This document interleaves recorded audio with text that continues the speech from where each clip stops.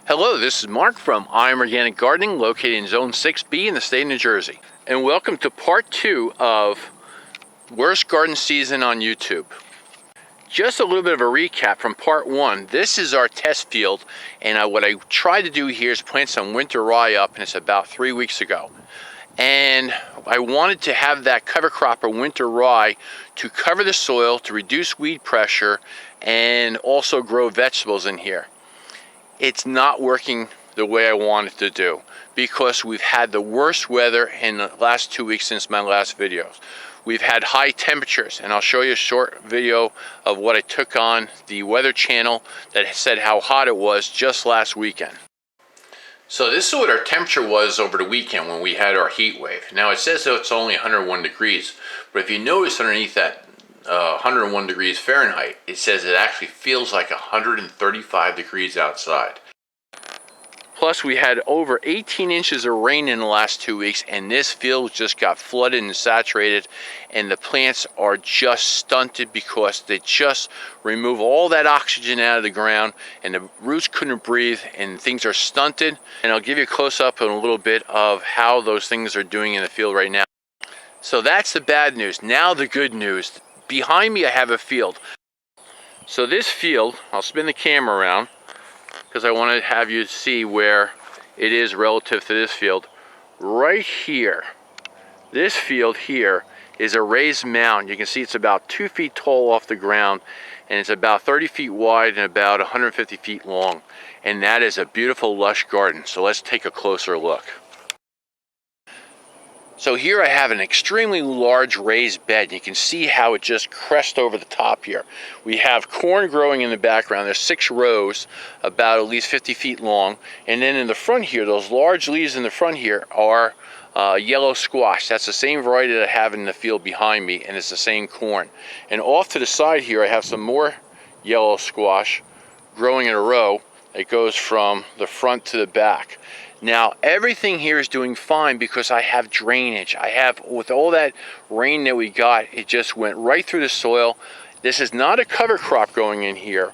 This is something I did. These are the natural things that come up on my farm, and we'll get a closer look at it. But the main one that's coming up that I want to come up, and it's a summer crop or cover crop that just naturally seeds itself, is purslane. Now some people say purslane or purslane. Now that is just a nice broadleaf herb that does a very good job growing soil. So right in front of this yellow squash here, you can see right down here at the edge of the border, that is our purslane that is growing very nicely in here. Now those big large leaves, let me just point to it if you don't know about it. That's here, right here. And I'll just break this off.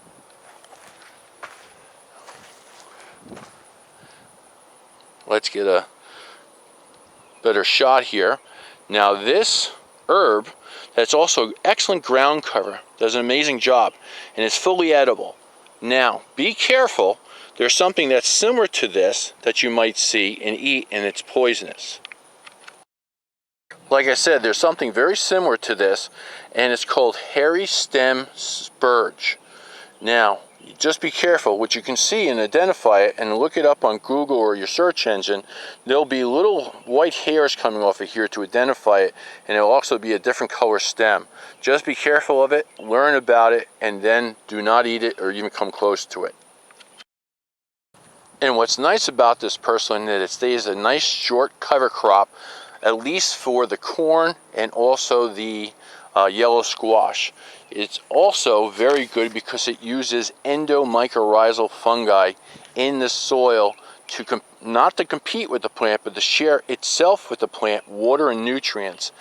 Thus, it also grows soil and builds soil because it makes aggregates. That mycorrhizal fungi helps build soil and makes aggregates. And what those aggregates do for the soil is allow drainage to go through so you don't get flooding of the field like any other spot. Now, the other spot is just not raised enough and did not have enough, let's say, roots in the ground prior to planting.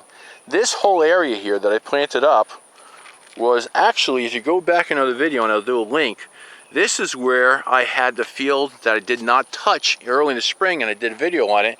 It had chickweed in it, henbit, and other things that actually grew the soil. Thus, it was a very well-groomed soil, or well-growing soil, with all the microbes in it and soil food web, and that's why everything is doing so well.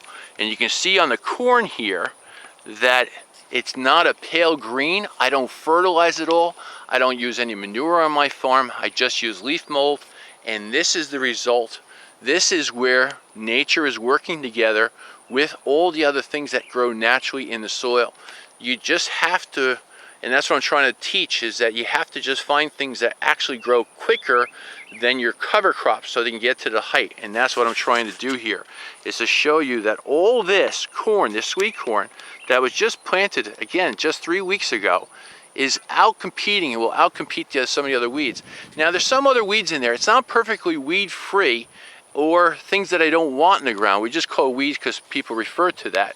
Now, there might be some pigweed in there. There looks like some, I don't know what they call it. It's like false amaranth or something like that. But what that does, all those things, the bugs will eat all those leaves. And let me see if I can find something that the bugs have been eating on already. Now, here's just a couple of leaves of something that I don't want growing in this area. And you can see how there's holes in there, and exactly the bugs are eating that instead of the corn. Now, when these so-called weeds that I do not wish to have here in my garden grow, I can come back here with a hedge trimmer or weed whacker and just knock these down before they go to seed and they get over the top of the purslane. So the purslane can take over and grow and continue to do a beautiful job to just maintain this corn here, as you can see, at a nice level and keep everything just perfect as can be. Now, what's also interesting, and I can just see it here, if this is what it should be, with all this material in the ground, what comes into play is that there's lots of also spiders in here, and that's going to keep all these bugs that are flying around just captured in their webs and reduce those bug pressures on the corn also too. Now, I know what you're saying. This is not common and it looks kind of ugly, and I agree. But it's something that I can maintain and I still get the same nutritional vegetables out of it. It's just unsightly to the eye because we're not used to it. But it's something that I can just plant up and maintain by myself. Imagine if I had to come out here and pull all these weeds out and maintain soil and do these other things. This is just free food for me that I can sell and use myself and maintain a good area. And I don't even have to worry about watering. I know we're getting a lot of rain, but if we didn't have a lot of rain, all this cover will stop the soil from drying out all the time in excessive heat.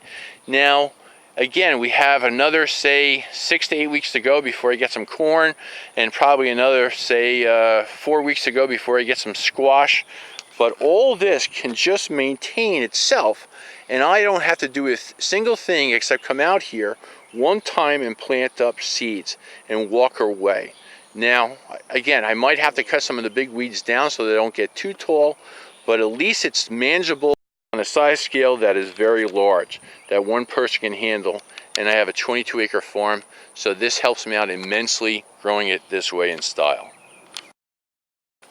Now, this is the same variety as the other side and the same age, but again, when you get so much rain and your water just sits in your soil and you cannot get oxygen to the roots, this is what happened. This is not nutrients, this is not anything else, or lack of mycorrhizal fungi in the ground, or nothing else either. This is purely stunting due to waterlogged soil.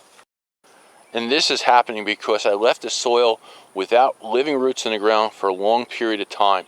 And that was over 2 months. And I made a mistake, and I had to, because we had so much other rain that prior to planting this up, that I couldn't get a cover crop in here.